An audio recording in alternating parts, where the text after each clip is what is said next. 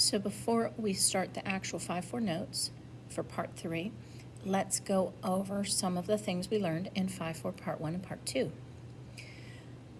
The type of factoring we learned there was about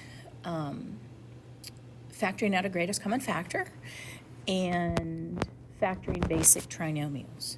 Now, when we factor out a greatest common factor, that's the first thing that we should always look for. Is there something that all the pieces have in common? So if we look at our first problem, they are all divisible by 2. They all contain a's, the lowest power is an a. They all contain b's, the lowest power is a b squared. So that means they have a greatest common factor of 2ab squared, which we can divide out of each term. So that's going to be 23ab. Now remember, you're dividing those out, so you're going to subtract those exponents. Minus 6 plus 8a. Now, I always try to look and make sure, is there anything more I can do for that? That isn't following any model for a trinomial, so we're done. Now, for number 2, we are looking for ways to break up the number 24. Now, we want to find the factors that subtract and have a difference of 2. So 24 is 6 times 4, which has a difference of 2. Now we want the 6, because it's the larger one, to match the middle. We know one is positive and one is negative, but we want the 6 to be next to the negative. And if we were to FOIL that out, you would see you get what you see right here. And that's a way to check your work. Now number 3, we can divide out a 2 from all pieces. And then you want to see, is there anything we can do to this? Well, that is a factorable trinomial. Now, the reason I know that is because 9's factors of 3 and 3 add up to 6. So that's the same as x plus 3 times x plus 3. Now, that's fine. You can just leave it. Excuse me. You can also rewrite it like that. Let's look at number 4. We want the factors of 32 that have a difference of 12. So let's think of all the things that make 32. So that's going to be 2 and 16. Oh, we want them to add up to 12. I'm sorry. Because if the back sign is positive, we are always adding to get that middle number. What we know now is that they're both going to be negative, so then we're going to add them up. Well, 2 and 16 add up to 18, but 4 and 8 add up to 12, and that also makes 32. So there you go. And then let's look at our last one here. They all contain an a, and they're all divisible by 2. So first, remove a 2a.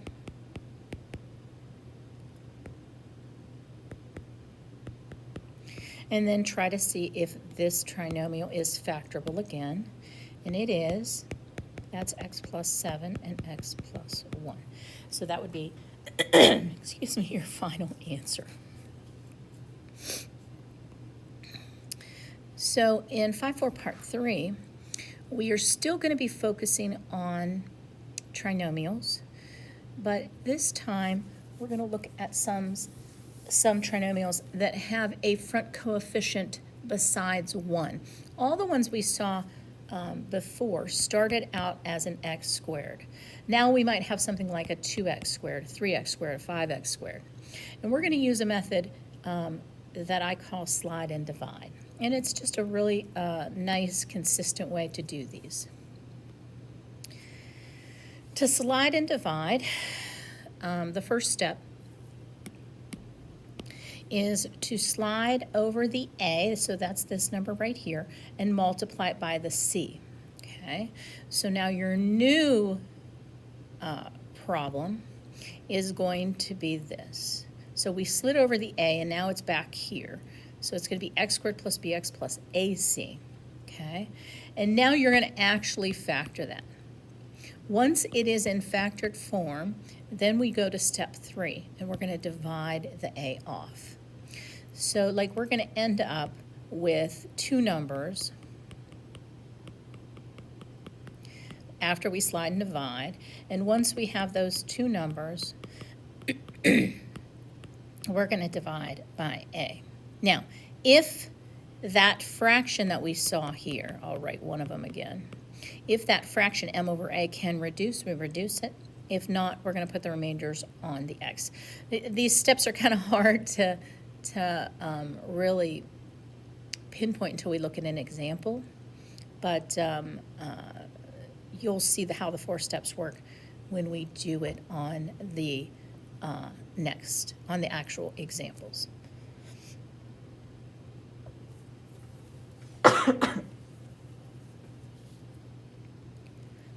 So let's look at our first example.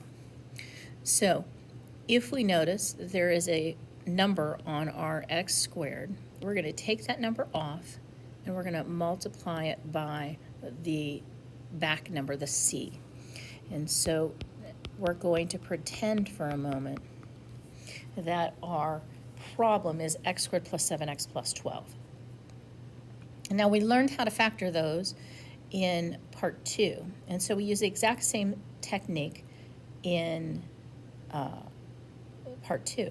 And so we look for the factors of 12 that add up to 7. Well, that's going to be 4 and 3. So step 1 is to slide over the 4. Step 2 is to break it up.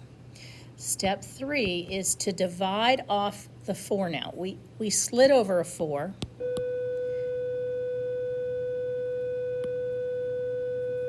So now we have to divide by 4. Okay. Now you're going to reduce that as much as you can. But the fraction that cannot reduce, we are going to, in step 4, put that coefficient back on the x. And so our final answer is x plus 1 times 4x plus 3.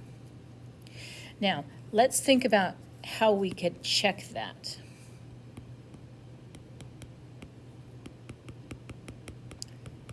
We've technically just divided apart, factored 4x squared plus 7x plus 3. So to check it is to physically multiply. So let's distribute the x. Let's distribute the 1. Let's combine everything. The only like terms are these two in the middle. And as you can see, it checked off very nicely. It is exactly what we thought it was. So this method is very consistent.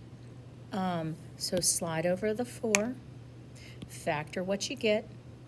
Whatever you slid over, you get to divide off. If it's divisible, you divide it, or reducible. If it doesn't reduce and you end up still with a denominator, stick that denominator on your x, and that's it. Let's try another one. So the first thing we're going to do is slide the 7 over and multiply it by the 4 on the end. Now we are looking for the factors of 28 that add up to 16. Now I know it's going to be an add up to 16 because that's a positive. And so if it's ever a positive, just look to the middle, and that's going to be what repeats in both parentheses. Well, the factors of 28 that add up to 16 are 14 and 2. 14 times 2 is 28. 14 plus 2 is 16. Now, once we have found that factorization, we have to divide off whatever we originally slid over. So we slid over a 7, so now we have to divide both of those by 7. If it's divisible by 7, like 14 is, you just divide it. If it isn't divisible by 7, you're going to put it over 7, and then the last step is to put that on our x. And then we're done. That is the factorization. And of course, you could check it by actually FOILing it back out, and you should get 7x squared minus 16x plus 4.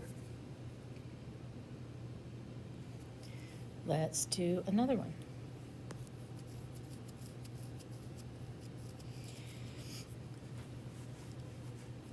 Now this may seem confusing, but let's look at the pattern we see here. Our x's go squared, then x, and then gone. Now, if you go in the opposite direction, our y's are doing the same thing, but kind of in a juxtaposition, go in the opposite way. Anytime we do these, and I hadn't really talked about it in example 1 and 2, you should always check for a greatest common factor. There is a greatest common factor here. They are all divisible by 3. And because of that, it becomes a much simpler type of factorization. It just becomes x and y, and we just have to find the right numbers. Well, what are the factors of 2 that add up to 3?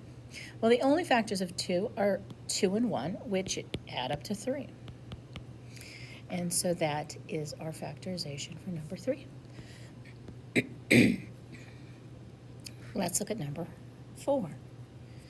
So we see a 6 in front here. There's no greatest common factor, so we're going to just slide it over. We need the factors of 36 that add up to 13. So you can start listing them: 6 and 6, 36 and 1, 18 and 2. But once you find it, that's going to be 9 and 4 add up to 13.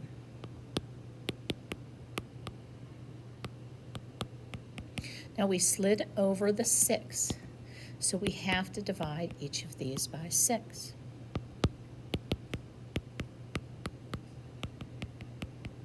Reduce them down as much as you can. This first one is divisible by 3. The next one is divisible by 2. Now we ended up with a denominator on each of them, and that's okay. No matter what, if you end up with a denominator, we're going to stick it on the end. And so we're going to get 2m plus 3 and 3m plus 6, or 3m plus 2, I'm sorry. So look at what we get. 2 times 3 is the 6 in the front. 2 times 3 is the 6 in the back. We have 9 plus 4, which is the 13 in the middle. So if you check it and do the multiplication, you do get what we see there. So there you go. Let's take a look at this one. So there's no common factor. You always look for that. Let's slide the 12 over. 12 times 6 is 72. Now let's think about what makes 72.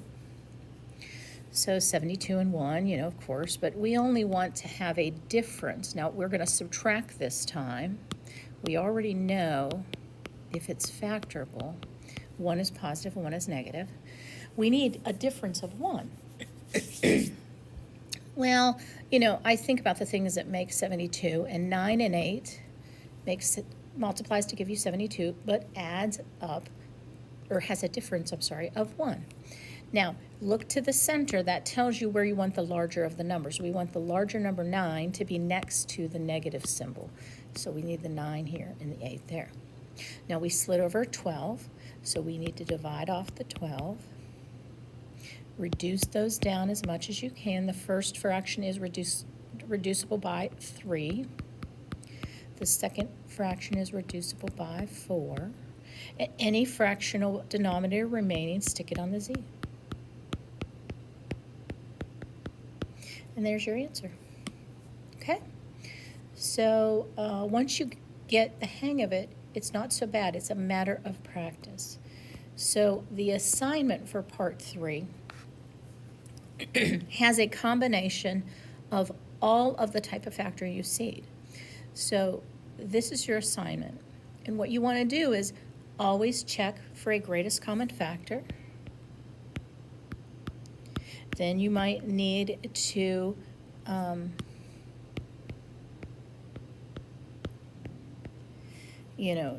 then you want to factor what's left.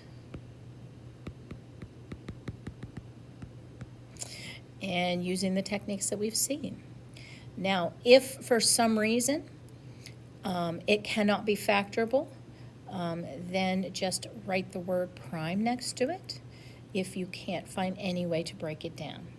So there you go. So give those a shot, and good luck. Thanks for watching. Bye.